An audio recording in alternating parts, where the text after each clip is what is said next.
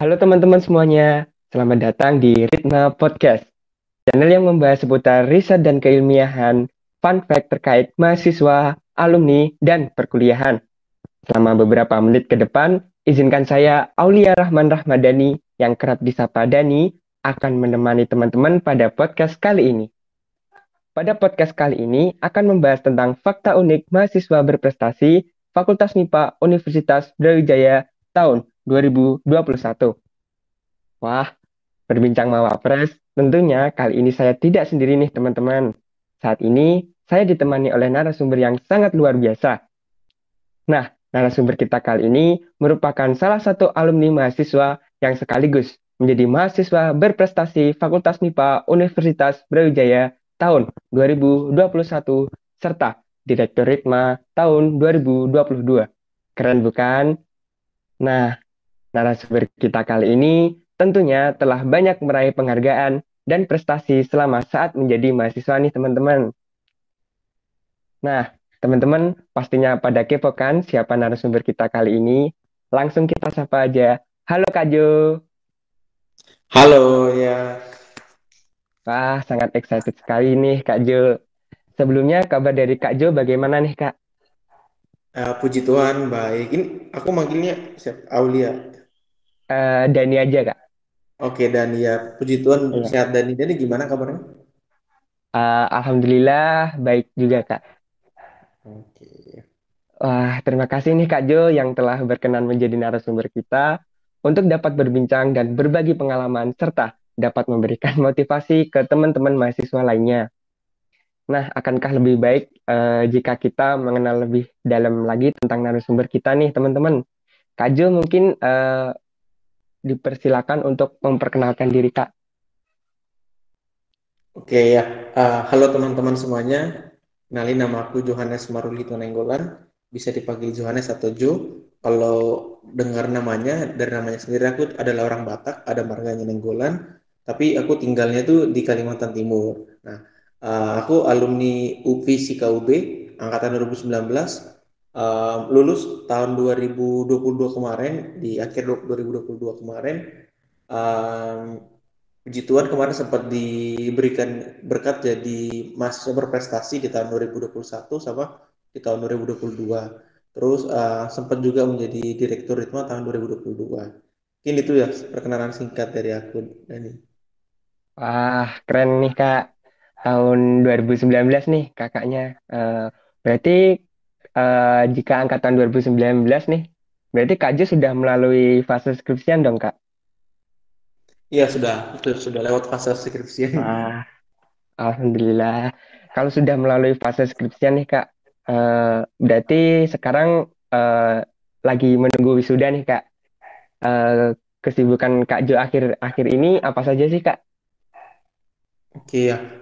Ya puji Tuhan aku sudah dapat kerja di Balikpapan, di perusahaan namanya PT Daya Engineering and Construction Indonesia. Itu bergerak di proyek Pertamina, di tepatnya di kilang Pertamina Balikpapan di proyek Refinery Development Master Plan Program atau pengembangan dari kilang Pertamina Balikpapan itu sendiri. Nah, aku dapat di bagian Departemen Insulation sebagai Quality Control asistennya seperti itu. Jadi ya kesibukanku saat ini kerja atau istilah kerennya nguli gitu. Wih, keren nih Kak.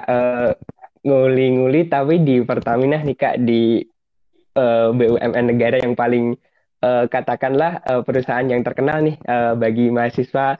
Sekarang kan pada banyak nih pada mau terobosan mau masuk ke Pertamina dan kerennya lagi nih narasumber kita kali ini nih teman-teman yang menjadi terobosan baru yang bekerja di Pertamina nih teman-teman.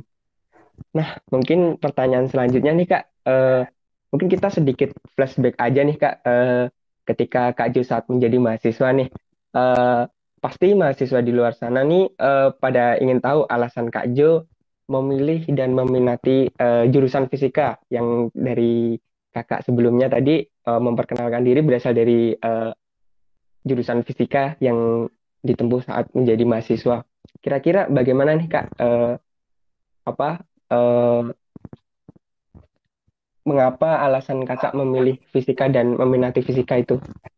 Oke, sebenarnya kalau ngomong mengenai kenapa memilih jurusan fisika dan kenapa memilih di UB, kayaknya podcast kita nggak bakal selesai di satu hari ini. Karena itu panjang Iya, banget. Ini pertimbanganku dari awal-awal lulus SMA ya. iya. Jadi Wah, singkatnya itu aku dulu itu ya punya sedikit idealisme lah, idealisme kalau aku itu kan asalnya dari Kalimantan nih, tapi aku pengen kuliah di Jawa. Terus kemarin tuh aku pengennya teknik, pokoknya tentang keteknikan seperti itu kan. Nah, terus kalau di zamanku tuh kemarin mungkin berbeda ya sama teman-teman yang sekarang, kalau nggak salah denger aku ya. Jadi kalau di zamanku itu kita tes UTBK dulu, terus kita tahu nih nilaiku skornya sekian. Nah, terus baru kita daftar SBMPTN, baru kita bisa daftar jurusan sama perguruan tingginya. Jadi kita bisa memperkirakan atau memprediksikan kira-kira dengan nilaiku sekian, aku bakal masuk ke PTN mana dan jurusan apa seperti itu. Nah, jadi kemarin tuh nilai UTBK aku udah keluar, tapi ya nggak tinggi-tinggi banget sih. Nggak tinggi-tinggi banget. Nah, terus akhirnya aku coba cari tahu kira-kira di kampus mana yang daya tampungnya gede sama pokoknya seperti teman-teman biasa lah mencari tahu tentang daya tampung, terus kuotanya dan lain-lainnya, bahkan sampai peminatnya juga. Nah, akhirnya aku cari tahu nih, akhirnya ketemu deh di jurusan fisika. Nah, terus kenapa milih fisika? Karena aku mikirnya kayaknya seperti teknik itu kan basicnya kan adalah fisika, adalah sains. Nah, meskipun kita bilang tentang teknik kimia sekalipun, pasti mereka banyak membahas tentang fisikanya.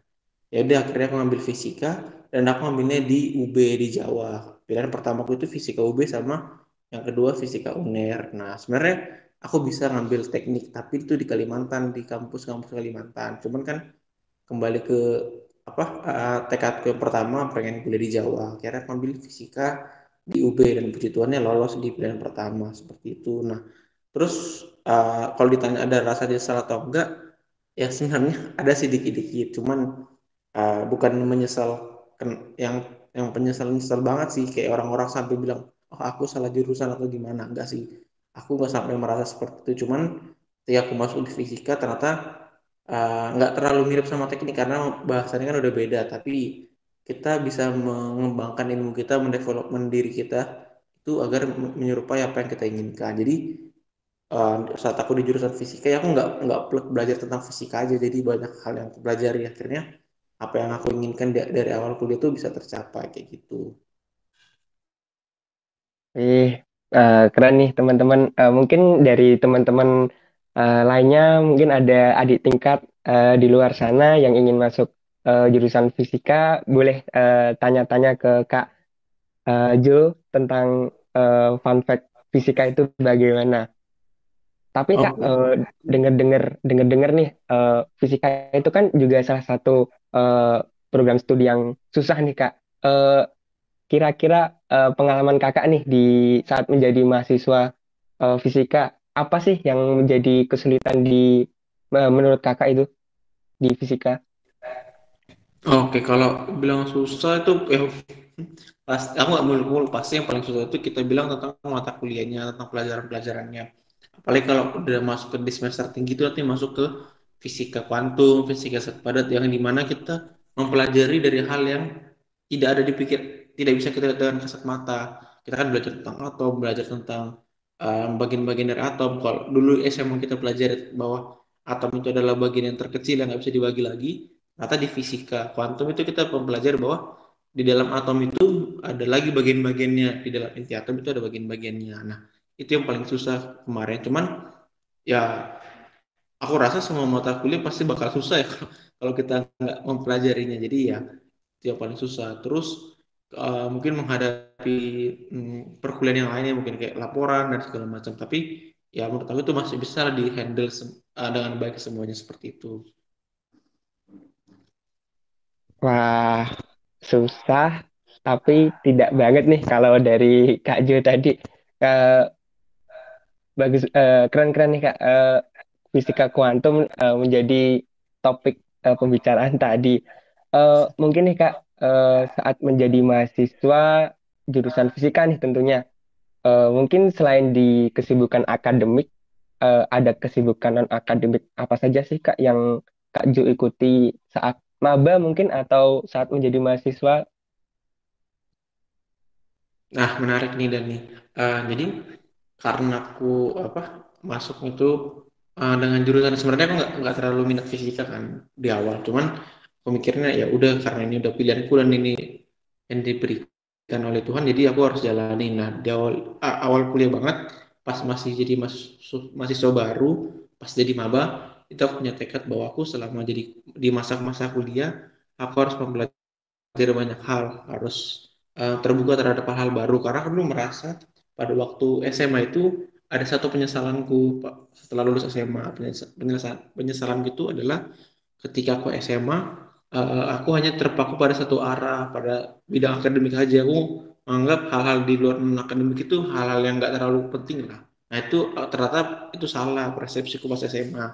Akhirnya di kuliah ini aku bertekad, aku nggak boleh hanya fokus ke akademik, tapi aku harus fokus ke hal-hal lainnya juga, belajar hal-hal baru. Karena menurut aku itu adalah keuntungan menjadi mahasiswa. Jadi kita bisa bebas mengeksplor diri, bebas mengembangkan diri kita masing-masing.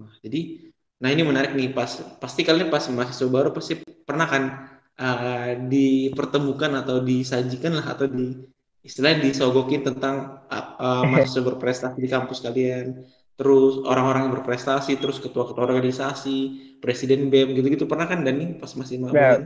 tentu banyak sekali sih Kak, seperti di chat atau apa gitu, seperti kayak di apa diberikan apa ya, seperti keleluasan untuk masuk organisasi ini atau apa, seperti diusahakan gitu loh Kak. Padahal kan pada dasarnya kan kita juga sama-sama maba nih sama dengan teman-teman lainnya. Tapi anehnya kok kita aja gitu loh yang di apa ditawarkan. Kan pasti banyak teman-teman lain juga yang berminat di BEM atau di eh, organisasi-organisasi manapun. Tentunya yang seperti Kak Ju tadi, diberikan apa seperti pengenalan dengan apa oleh teman-teman lainnya tentang presiden, mungkin presiden BEM atau organisasi-organisasi lainnya atau kakak tingkat yang mungkin eh, diajak berteman atau diajak apapun seperti itu sih Kak. Nah ya jadi dari situ aku mulai apa tertarik nih. Dulu tuh lucunya pas jadi mahasiswa baru tuh aku pengen ngeliat presiden BEM ini pidato kan, kayaknya keren nih jadi presiden BEM, pengen jadi presiden BEM. Terus ada mahasiswa berprestasi datang nih pas acara ospek kan, acara pengenalan kampus. Ya. Keren nih jadi mahasiswa berprestasi di kampus, pengen deh jadi kayak gitu. Pokoknya banyak hal yang aku pengenin dari orang-orang keren di kampus pas mahasiswa baru. Tapi itulah yang menjadi aku motivasi, oh aku harus seperti itu. Tapi lama-lama aku harus berpikir juga kan gimana sih caranya bisa jadi mahasiswa berprestasi. Oh ternyata harus aktif organisasi, harus aktif ini harus aktif lomba-lomba. Akhirnya di situ aku mentekadkan diri, oh jadi selama aku jadi mahasiswa aku harus bisa punya organisasi, harus ikut organisasi, harus punya prestasi, harus punya hal lainnya menyeimbangkan diri agar mengarah seperti itu. Oh, ketika aku jadi ketua organisasi, pengen jadi ketua organisasi, aku harus aktif organisasi, harus bisa tentang kepemimpinan, komunikasi dan lain-lainnya. Pokoknya dari maba itu aku udah coba mengarahkan diriku ke arah seperti itu. Jadi aku dulu itu ikut beberapa organisasi yang sesuai dengan tujuan utama aku dan ya, jadi seperti itu. Jadi ya aku istilahnya membuatlah pondasi yang bagus dulu di awal mahasiswa baru. Karena kan kita kan pasti pas mahasiswa baru itu kan orangnya masih labil ya kan. Nah, di Iya. ketika dipertemukan dengan hal yang ini, pengen ikut, dipertemukan hal yang ini, pengen ikutan juga. Padahal kita belum tentu kita sesuai dengan tujuan kita. Akhirnya banyak hal yang kita lakukan itu padahal nggak berguna untuk kita, nggak sesuai dengan tujuan kita. Gitu, Dani. Oh, keren keren Kak. Nah, tadi nih Kakak ber, punya tekad nih seperti eh, ingin menjadi ketua organisasi. Nah, tapi kan di riwayat Kakak nih Kak, selama saat menjadi mahasiswa kan eh, pernah menjadi direktur Ritma periode 2022 nih Kak. Eh, Kenapa sih Kak Jo saat mahasiswa itu memilih Ritma sebagai organisasi yang mau diikuti sih Kak? Oke, jadi dulu aku pas mau ikut organisasi itu aku harus punya alasan kenapa sih aku milih organisasi ini. Jadi pas mahasiswa baru itu aku join dua organisasi, Ritma sama mahasiswa wirausaha yang ada di UB. Nah, kenapa aku milih organisasi itu karena aku pengen ikut organisasi yang enggak hanya memberikan kemampuan tentang keorganisasian, terus komunikasi, leadership dan lain-lainnya, tapi apa yang ikut organisasi yang bisa mengembangkan soft skill lainnya, mengembangkan kemampuan lainnya. Contohnya kan kalau join Ritma bisa belajar tentang keilmiahan, kepenulisan, bahkan bisa berprestasi kayak gitu. Nah, terus ketika aku join mahasiswa berprestasi, mahasiswa wirausaha, aku bisa belajar tentang wirausaha, bisa mengembangkan mindset entrepreneurshipku seperti itu. Jadi aku memilih organisasi yang aku masuk itu bukan karena ikut-ikutan teman atau karena organisasi ini keren, tapi aku memilih organisasi yang dimana itu bisa mengembangkan diriku bukan hanya tentang keorganisasiannya aja, bukan tentang hal-hal keorganisasian, tapi tentang hal-hal di bidang minat bakat atau di bidang keilmiahan seperti itu. Jadi ya dapat double point lah istilahnya ya, double ya. Kalau pepatah bilang satu kali gayung dua pulau terlampaui ya kayak gitulah Dani. Satu kali. Ya, ya. Keren sih Kak, bisa eh, memiliki eh, pandangan tentang sebelum masuk organisasi yang akan diikuti saat menjadi mahasiswa. Tapi nih Kak, tadi kan Kakak juga tadi ya sedikit menyinggung tentang mahasiswa wirausaha di tingkat Universitas Brawijaya dan Kakak juga menjadi Direktur Ritma periode 2022. Nah, dari situ pastinya teman-teman di luar sana juga banyak nih Kak yang bertanya-tanya dengan mengikuti kegiatan akademik secara perkuliahan dan mengikuti kegiatan non-akademik secara bersamaan. Pada saat itu, bagaimana sih langkah Kak Jo saat menjadi mahasiswa itu bisa mengimbanginya antara kegiatan non-akademik dan kegiatan akademik secara perkuliahan? Oke, jadi mungkin aku bisa mengilustrasikannya seperti ini, seperti segitiga. Nah, segitiga itu kan kalau kita lihat segitiga kan cuma dua ada posisi ya. Segitiga yang satu menghadap runcing ke atas sama segitiga yang dua sisinya ke atas gitu kan, atau segitiga terbalik. Nah, aku pakai analogi segitiga terbalik. Nah, jadi kalau ibaratkan ada tiga sisi nih. Jadi ada sisi apa akademik, sisi apa kegiatan mahasiswa yang lainnya di luar akademik sama sisi istirahatnya. Nah, jadi aku pakai tiga sisi itu. Jadi sisi atas ini bagian atas itu aku pakai untuk akademik sama kegiatan mahasiswa lainnya. Terus di bagian tidurnya ini istirahat ini aku buat di bawah. Akhirnya artinya itu adalah prioritasku. Jadi yang paling atas itu adalah prioritasku. Jadi aku uh, mengutamakan kegiatan akademik sama kegiatan mahasiswa lainnya, tapi aku mengurangi jadwal tidurku. Jadi yang awalnya mungkin pas aku SMA aku jadwal tidurku tuh 8 jam sehari, akhirnya aku kurangi jadi 5 jam sehari. Terus 3 jamnya lagi aku alihkan untuk kegiatan mahasiswa atau kegiatan akademik lainnya seperti itu. Jadi seperti itu aku memanagenya. Jadi pakai analogi segitiga terbalik. Jadi kan nggak mungkin ya tiga-tiganya kita bisa berjalan semua ya.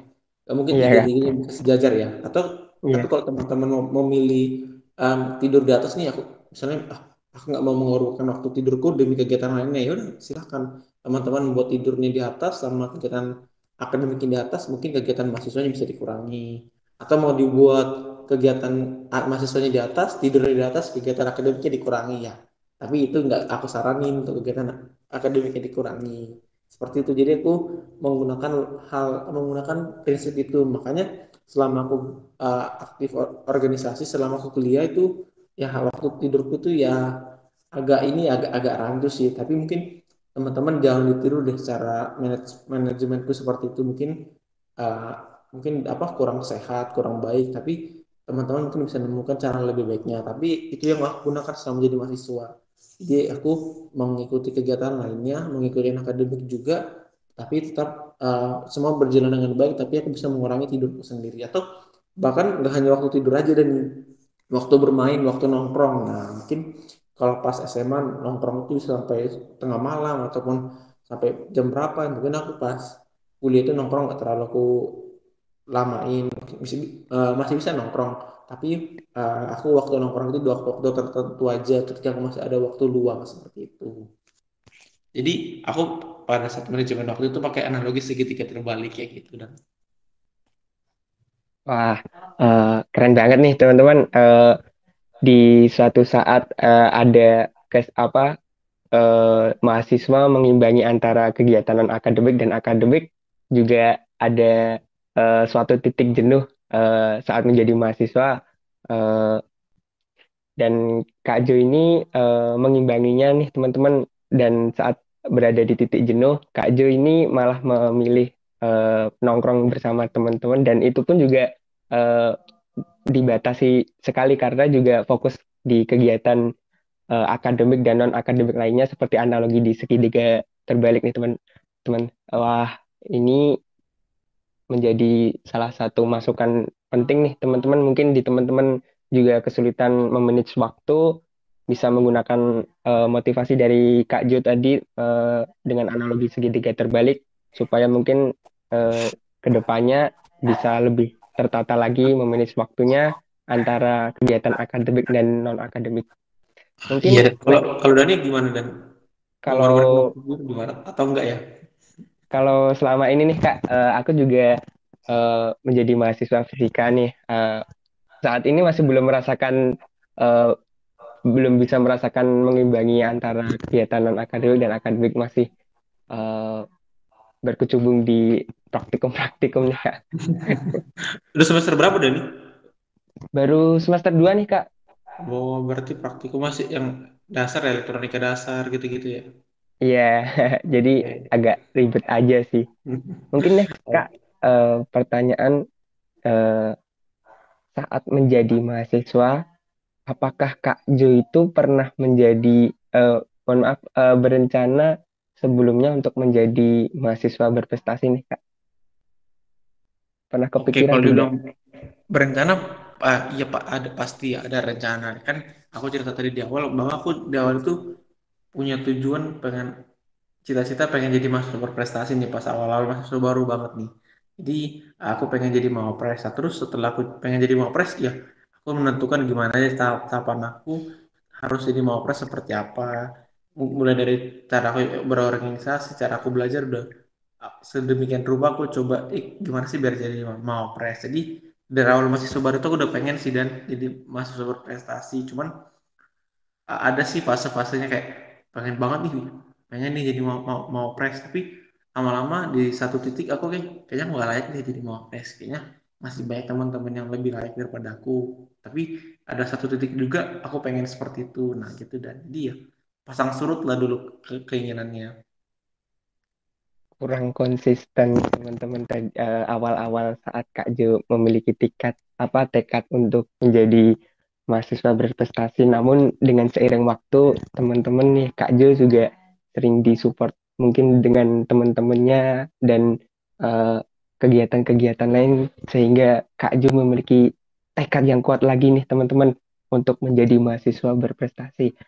Nah, eh, karena ketidakkonsistenan Kak Jo dalam tekad untuk meraih mahasiswa berprestasi ini, pastinya Kak Jo juga memiliki motivasi Kak Jo saat eh, meraih gelar Mawapres itu. Motivasi apa sih Kak Jo eh, sehingga Kak Jo bisa meraih gelar Mawapres itu? Faktor apa saja nih Kak?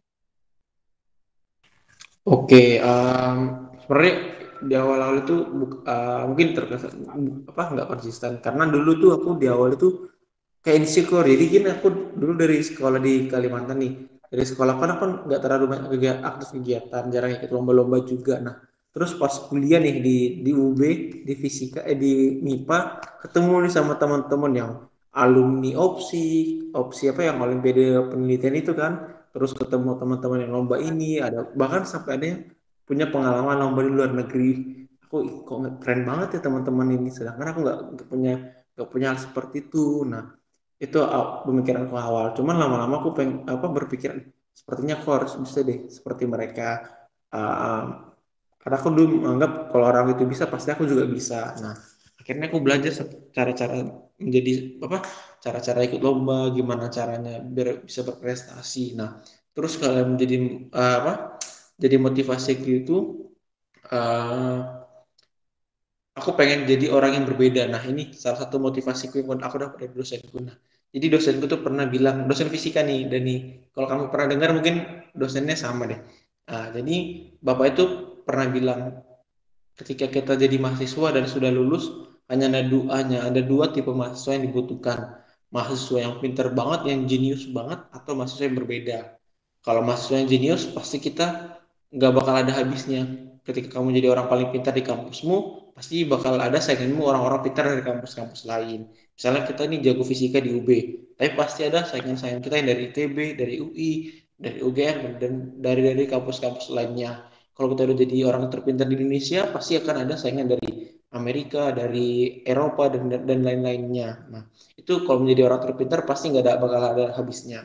Terus yang kedua, jadi orang yang berbeda. Nah, kalau jadi orang yang berbeda ini kita bebas menentukan bagaimana cara kita jadi orang yang berbeda. Bisa jadi orang yang pintar di hal ini, jago di hal ini. Jadi kita bisa lebih mengeksplor dirinya. Akhirnya di situ aku memutuskan pengen jadi orang yang berbeda, pengen jadi orang yang punya value lebih, value yang tidak dimiliki oleh orang lain. Nah, terus akhirnya itulah menjadi motivasiku kenapa aku menjadi Mawapres. Karena aku pengen jadi orang yang berbeda, bisa jadi orang yang dilihat oleh masyarakat itu atau orang lain itu yang punya value lebih, value yang lain daripada orang lainnya. Akhirnya di situ deh aku mulai mengasah diriku agar bisa jadi Mawapres seperti itu. Wah, keren-keren sih Kak. Bisa memiliki motivasi sebesar itu. Mungkin eh, tentang Mawapres nih Kak. Mawapres mahasiswa berprestasi. Eh,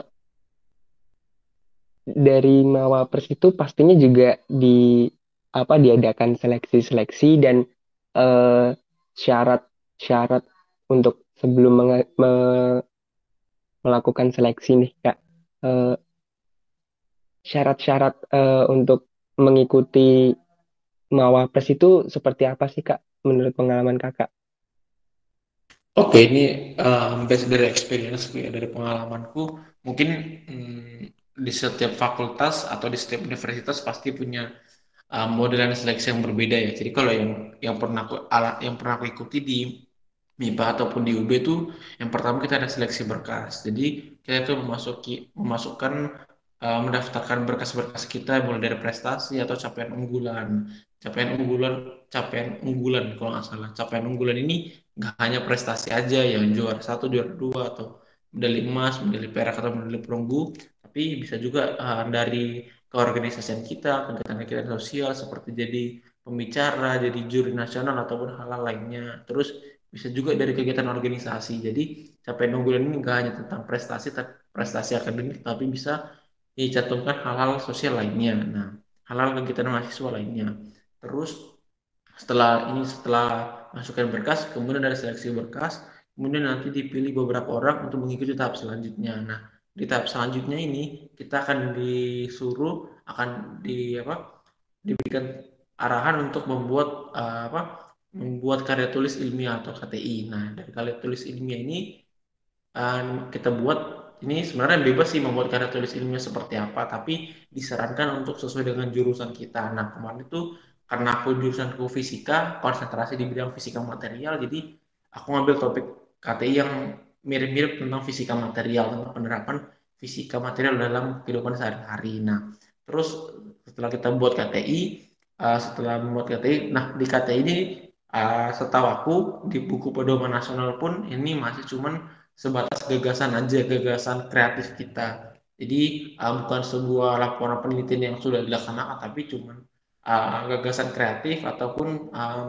hasil pemikiran kita saja. Nah, setelah kita membuat KTI, kita mempresentasikan KTI kita kepada juri-juri yang ada. Nah, presentasi ini biasanya menggunakan bahasa Inggris. Jadi yang kita presentasikan adalah hasil dari KTI atau gagasan kreatif kita.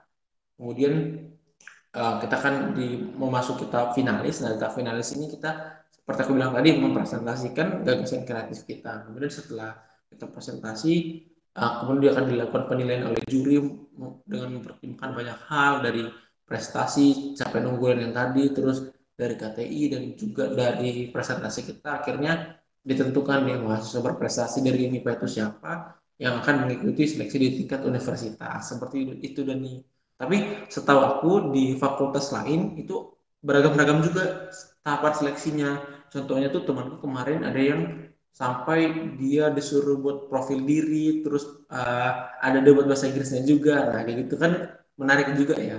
Tapi kemarin pas aku seleksi itu di MIPA di tahun 2021 sama 2022 itu tahapannya sama seperti aku bilang tadi, kayak gitu dan Wah, ada cukup cukup ketat juga sih Kak kalau tentang berbicara tentang Mawapres, apa masih tingkat fakultas aja seperti itu keketatannya, apalagi tingkat universitas ya Kak ya. ya, nah kalau tingkat univ itu lebih ketat dan jadi kemarin kan puji Tuhan lolos ya ke tingkat univ di tahun 2022. Nah itu kan prestasi-prestasi kita yang kita masukin itu harus dipertanggungjawabkan. Jadi itu kemana ada kayak sesi wawancara tentang prestasi kita. Jadi bahkan sampai bukti apa link pengumuman lombanya itu harus kita cantumkan gitu-gitu. Terus kemarin tuh sempat apa kayak wawancara apa aku sama jurinya tuh pakai Zoom, terus dipertanyakan jurinya ini prestasi dapat dari mana, prestasi dapat dari mana gitu. Jadi lebih ketat lah di tingkat univnya kemarin. Wah, hmm, tingkat univ seperti itu berarti terasa banget nih persaingan antara mahasiswa satu dan mahasiswa lainnya. Mungkin di saat itu juga sih, Kak Jo kira-kira ada nggak perasaan seperti insecure melihat prestasi-prestasi mahasiswa lain yang mungkin dari fakultas lain seperti itu Kak? Ada perasaan seperti insecure nggak Kak?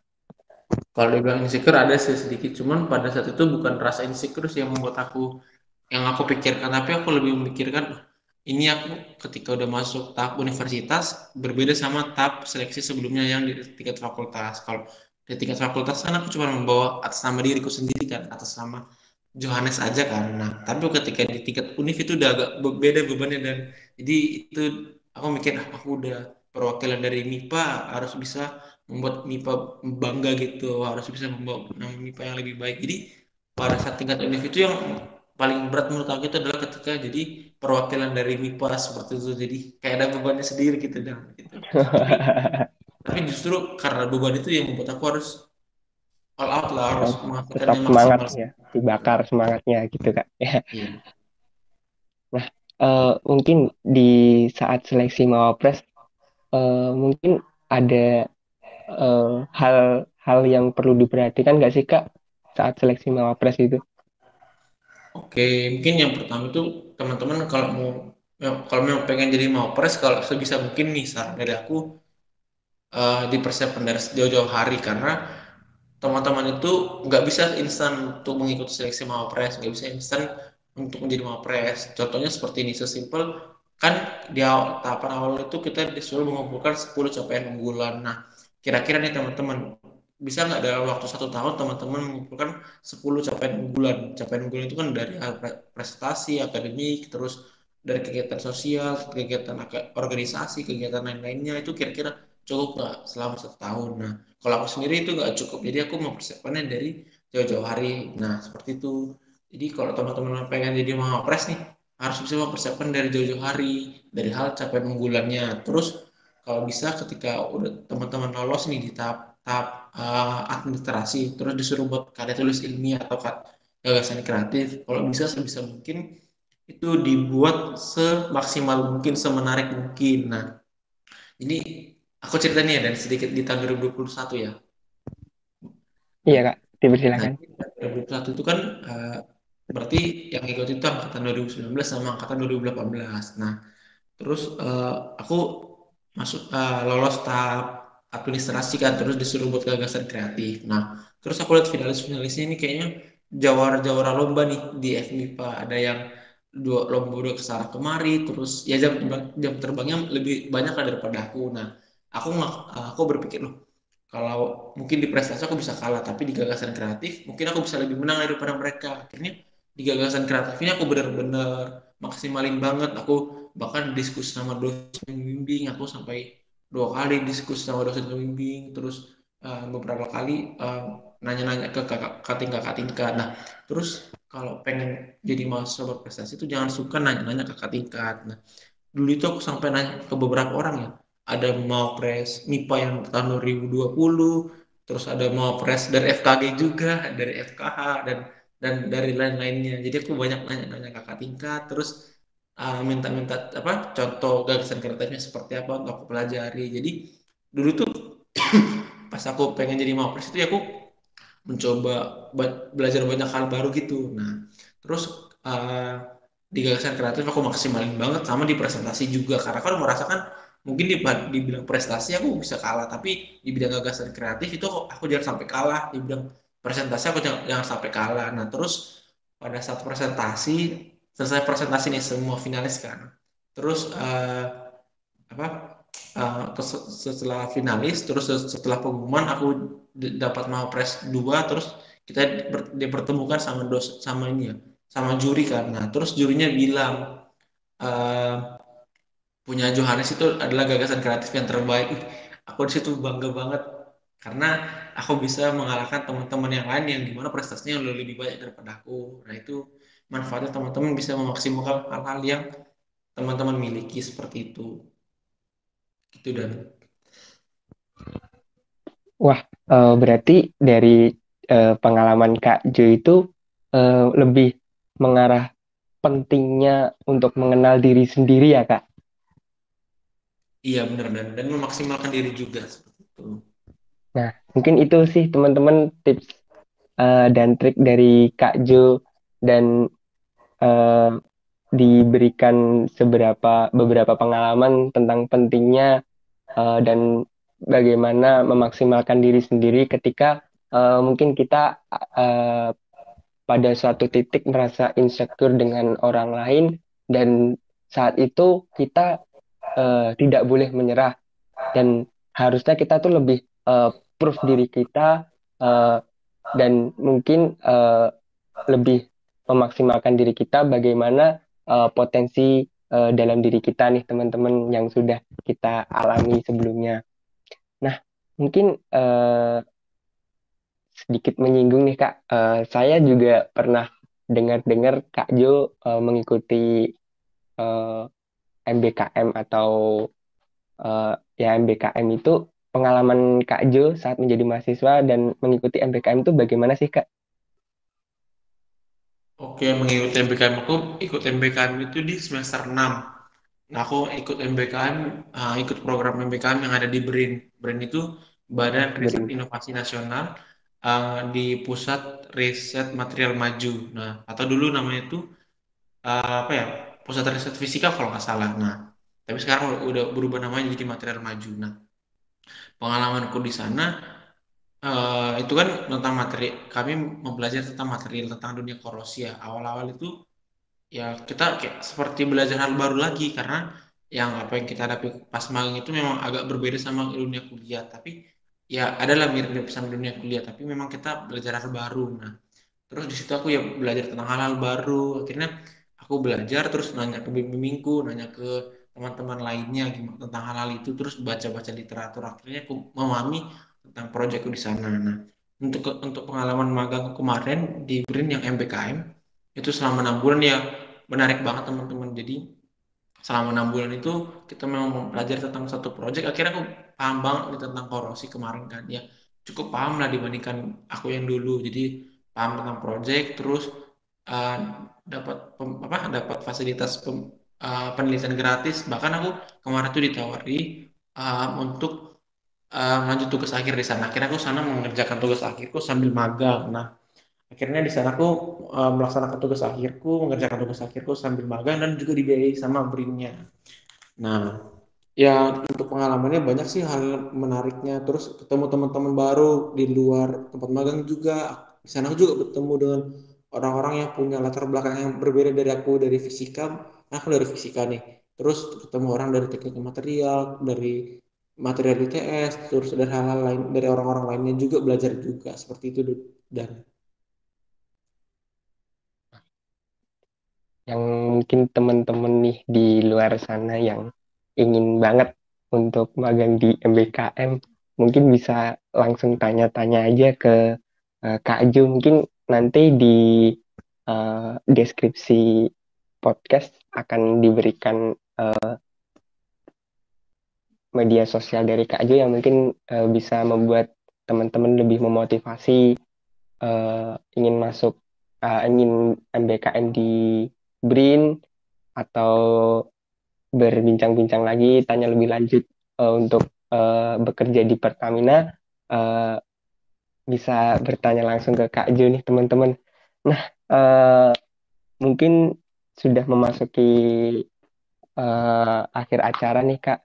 Mungkin dari Kak Jo berkenan untuk memberikan closing statement untuk teman-teman yang ingin menjadi Mawapres atau bahkan ingin bercita-cita bekerja di Pertamina ataupun eh, magang di BRIN atau ingin melanjutkan jejak prestasi seperti Kak Jo nih.